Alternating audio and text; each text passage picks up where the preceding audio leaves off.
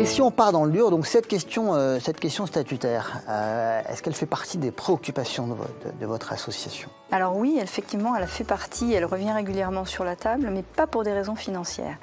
Parce qu'on a eu la chance, je pense, quand les statuts ont été écrits, les premiers statuts ont été écrits pour l'association, c'est qu'ils sont restés vraiment au cœur de ce qu'est une association, puisque une association loi 1901 a pour objectif de réunir des personnes pour faire ensemble. Et donc, une gestion désintéressée forcément et pas de concurrence au secteur privé puisque c'est ça qui est sous-entendu toujours par leur activité. Donc vraiment faire ensemble et pour nous défendre les intérêts des patients insuffisants rénaux.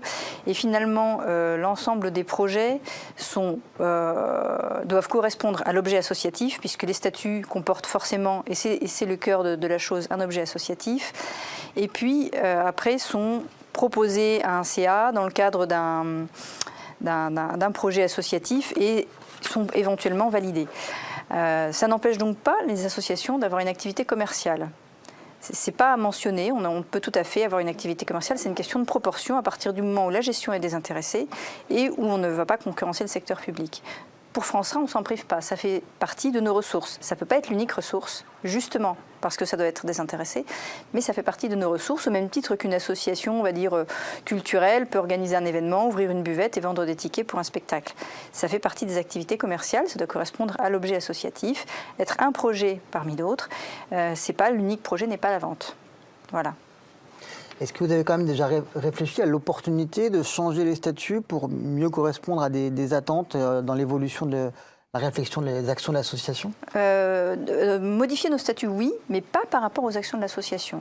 Par rapport à la représentativité, puisque France 1 est moi je parle au nom de la fédération, on réunit en tout 24 associations qui sont réparties sur toute la France, jusque sur l'île de la Réunion et la Guadeloupe. Et donc on a besoin d'une représentativité qui corresponde réellement à certaines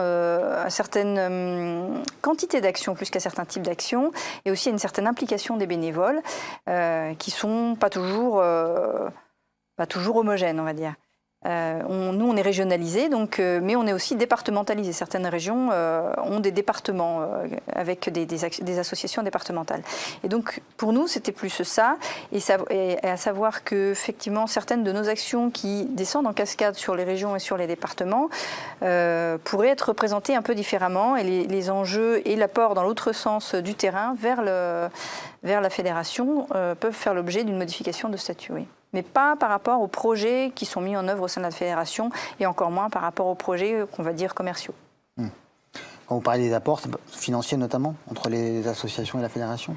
Alors, dans ce sens-là, c'est plutôt la fédération qui, quand elle le peut et quand elle en a l'opportunité, soutient les régions plutôt que l'inverse, parce que c'est elle qui défend les plus gros projets et finalement met en place les plus gros partenariats.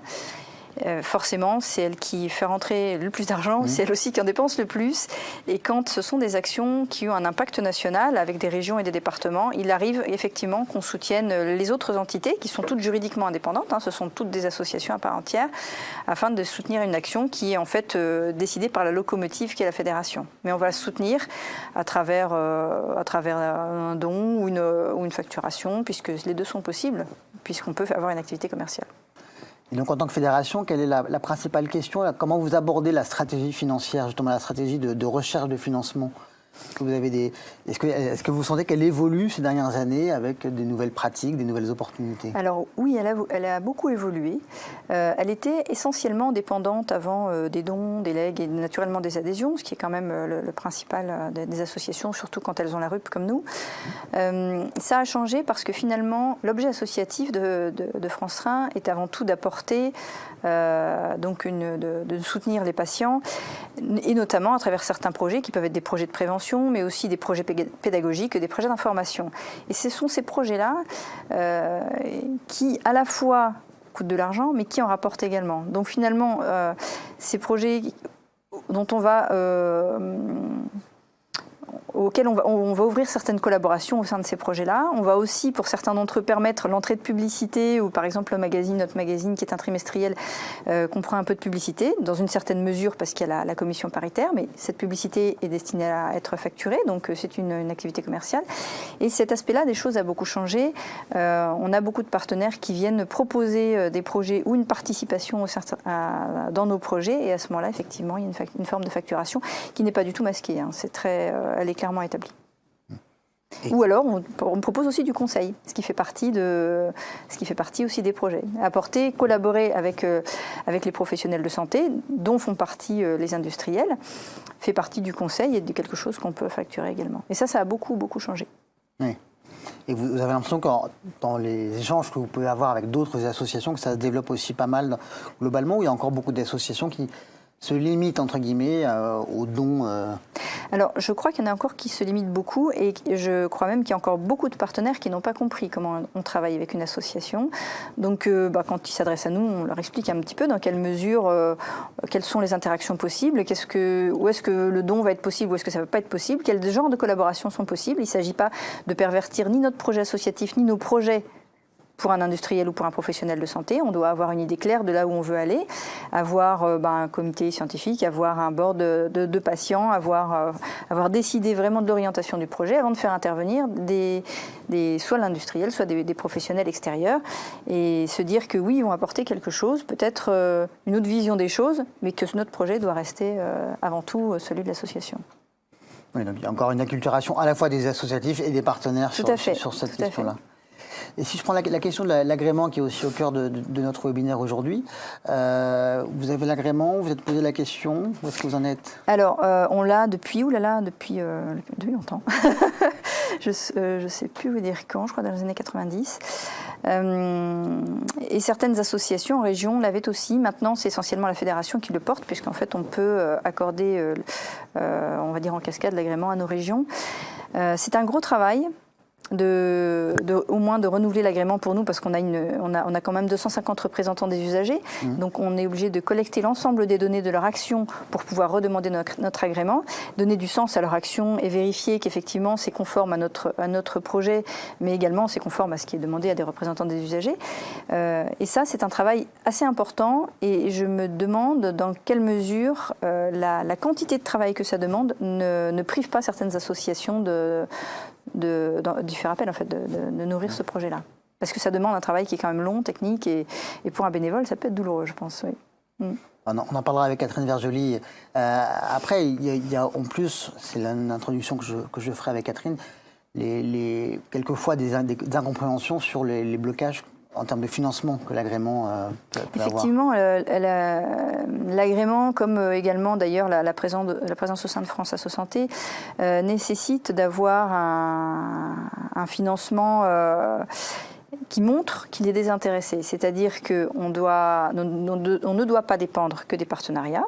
On doit avoir un financement qui est, on va dire, plurisource, adhésion, legs, dons, etc.